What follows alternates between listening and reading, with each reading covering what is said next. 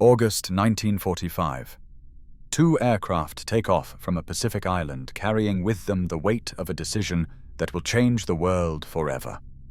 Inside, ordinary men, trained pilots, skilled technicians. None of them truly knows what they are about to do, and above all, none can imagine the consequences. The atomic bomb was not just a weapon. It was the moment humanity crossed an invisible line. And the men who pressed that button, who saw the mushroom cloud rise into the sky, who returned knowing what they had done, lived with that weight for the rest of their lives. In this video, we will hear the direct testimonies of the protagonists, the voices of the pilots, the navigators, the technicians who took part in the missions to Hiroshima and Nagasaki. Their words tell not only of the war, but of the exact moment they realized they had changed history, and that there was no turning back. To truly understand what it meant to drop those bombs, you don't need history books. The words of those who were there are enough. First testimony. Paul Tibbets. Paul Warfield Tibbets Jr. was 30 years old when he was entrusted with the most important mission of the war. A colonel in the Army Air Forces, an experienced pilot with over 1,200 flight hours, he was personally chosen to command the 509th Composite Group. His plane was a B-29 Superfortress, which he named Enola Gay after his mother. On August 6, 1945, it took off from the island of Tinian, bound for Hiroshima. This is his testimony, collected in various interviews over the years. We knew we were carrying something special. They had trained us for months without telling us exactly what we would do. Training flights identical each time, always the same route, always the same pattern. Reach the target, drop a single device, immediately turn 159 degrees and get away as fast as possible. A single device. That was unusual. B-29s carried tons of bombs. We would drop only one. On the evening of August 5th, they finally told us the truth. An atomic bomb, equivalent to 20,000 tons of TNT. A single bomb that would level an entire city. I looked at the faces of my men. No one said anything. What could we say? We were soldiers. We had an order. And frankly, after 4 years of war, after Pearl Harbor, after seeing our comrades die on the Pacific Islands, after Okinawa and Iwo Jima, I felt no doubt. Japan had to surrender. And if this bomb could end the war without invading the Japanese islands, then it was worth it. We took off at 2:45 in the morning. The Enola Gay weighed 65 tons, fully loaded. The bomb alone weighed 4,400 kilograms. They called it Little Boy, an innocuous name for a monstrous thing. As we rose into the night sky, I watched the lights of Tinian recede. I wondered if I would come back, not because of the enemy, but because of what I was about to do. The flight lasted 6 hours. 6 hours of heavy silence, interrupted only by radio communications and the constant hum of the engines. The crew was professional. Tom Ferriby, my bombardier, checked and rechecked the instruments. Theodore Van Kirk, the navigator, guided us with absolute precision. Morris Jepson, the ordnance officer, sat next to the bomb in the bomb bay, arming it in flight. A risky procedure. If something went wrong during takeoff, we would have vaporized Tinian. When we reached the Japanese coast, the sky was clear. A perfect morning. Hiroshima was below us, a city waking up. I could see the buildings, the streets, the river that runs through it. I thought of the people down there. Then I stopped thinking. I had to concentrate on the mission. At 8:15 and 17 seconds, Tom said, "Bomb away." I felt the plane lift suddenly, freed of those 4,400 kilos. I immediately turned 159 degrees, engines full. We had 43 seconds to get away as far as possible. I put on protective goggles and waited. The flash came first. Even with the goggles, even turning away, it was blinding, as if someone had switched on the sun a few kilometers away. Then the first shock wave. The plane shook violently. I thought we were disintegrating. Then the second wave, the reflection from the wave bouncing off the ground. More jolts. Then I turned and looked back. What I saw made no sense. A gigantic cloud was rising from the point where Hiroshima had been. A column rising and rising, forming a mushroom at the top. Colors I had never seen before. Purple, orange, red, black. The city had vanished beneath that cloud. Completely vanished. The co-pilot, Robert Lewis, said only, "My God, what have we done?" I said nothing. I kept flying. We had a mission. Return to base. Report the results. But as I watched that mushroom keep growing, I felt something inside me change. Not remorse. Not yet. Just the awareness that nothing would ever be the same. The flight back was silent. We landed at Tinian after 12 hours of flying. They were waiting for us. Generals, photographers, journalists. I was a hero. The man who had ended the war. They gave me medals. They shook my hand. They told me I had saved millions of American lives. Maybe it was true. Probably true. But that night, lying on my bunk, I kept seeing that mushroom.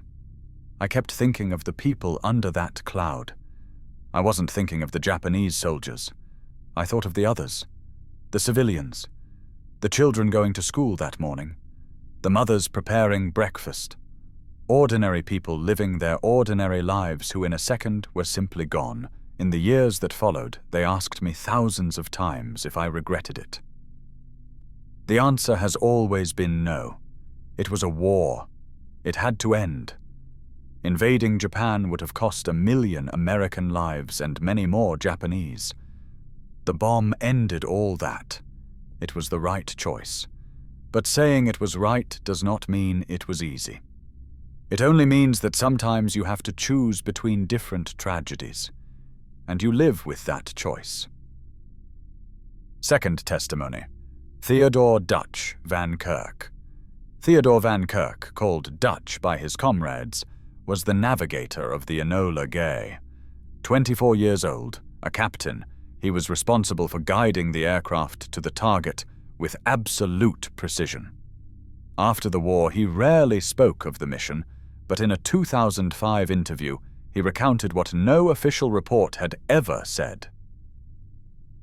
People think pressing a button is easy, that dropping a bomb is simple. It's not. Every meter of flight, every calculation, every course correction, you knew it led to that moment. I was responsible for getting them there. If I miscalculated, if the bomb missed the target, everything would have been useless.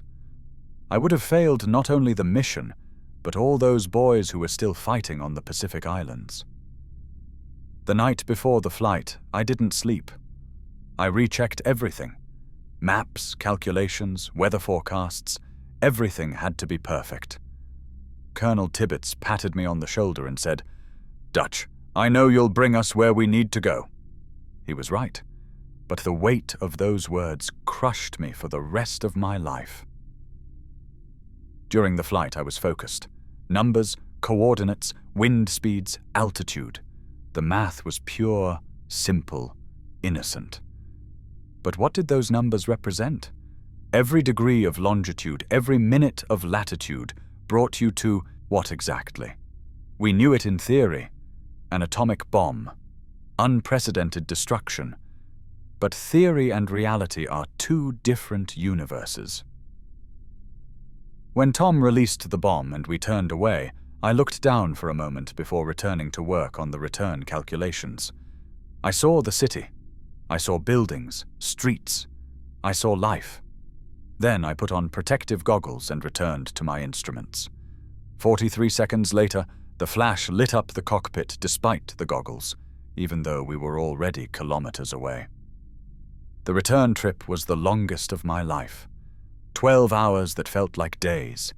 Every time I closed my eyes, I saw that cloud. Every time I looked at my instruments, I thought, these numbers killed a whole city. Pure, innocent mathematics had become complicit in a massacre. When we landed, they treated us like heroes. But I didn't feel like a hero. I felt empty, as if a part of me had stayed in that cloud. The following years were strange. I went home, resumed a normal life. I got married, had children, worked as a chemical engineer. A normal American life. But not normal. My wife once asked me, many years later, if I had nightmares. I told her no. It was the truth. I didn't have nightmares because to have nightmares you must sleep deeply. And I never truly slept deeply after August 6th, 1945. I slept with one eye open, always alert, always expecting something to explode. People asked me if I regretted it. How do you answer a question like that? If you regret it, does that mean those American boys who would have died in the invasion weren't worth saving? If you don't regret it, does that mean Japanese lives didn't matter? The truth is, both things are true. And both are unbearable. Once in the 1990s, a journalist asked me, if you could go back, would you do it again? I answered, yes, I would do it again, but ask me if I'd want to have to make that choice, and the answer is no. No man should ever have to choose who lives and who dies on that scale. No man should ever fly over a city knowing that in a few minutes that city will no longer exist. They say the atomic bomb shortened the war. It's true. They say it saved lives. It's true. They say it was necessary. Maybe it's true. But none of that makes it easier to live with what we did. Nothing makes it easier to look at your child and think, I killed other people's children, not in combat, not in a battle, simply by doing my job, calculating the coordinates, guiding the plane to the right point. Third testimony, Charles Sweeney. Charles Sweeney was 25 years old when he piloted the B-29 boxcar over Nagasaki on August 9th, 1945. 3 days after Hiroshima, 3 days after the world had changed. But Japan had not yet surrendered. Another message was needed. Another bomb. This testimony was taken from an interview he gave in 1995, 50 years after the mission. When they told us we were going to carry out a second mission, I felt something strange. It wasn't fear. It was something deeper. It was the awareness that we were entering unknown territory. The first bomb could have been a mistake, an experiment, a one-time event. The second bomb meant that this was the new way of making war. And we were the pioneers of this new, terrible world. The original target was Kokura, but when we arrived over the city, it was covered by clouds and smoke. The procedures were clear. Visual bombing only. No radar bombing. Too risky. We made 3 passes over Kokura. Nothing. Fuel was starting to run low. We had a technical problem with the fuel transfer pump. We could have aborted the mission. Returned with the bomb, but the idea of turning back after what had happened in Hiroshima, after what we were trying to do, seemed impossible. We decided on the secondary target, Nagasaki. But Nagasaki too was partially covered by clouds. We had fuel for only 1 pass, 1 single attempt. If we failed, we would have had to drop the bomb into the sea or attempt an emergency landing with an armed atomic bomb on board. Neither option was acceptable. At the last moment, a break in the clouds. The bombardier, Kermit Beahan, shouted, "I see the target!" It was 11:02 in the morning. "Bomb away!" The second atomic bomb in history left the bay of the boxcar and began its descent toward Nagasaki. We made the same sharp turn, the same 159 degrees, the same desperate escape. But this time I knew what to expect. I had seen the photos of Hiroshima. I had read the reports. I knew what was about to happen down there, and that made everything worse. In Hiroshima there had been ignorance of the unknown. In Nagasaki there was full awareness.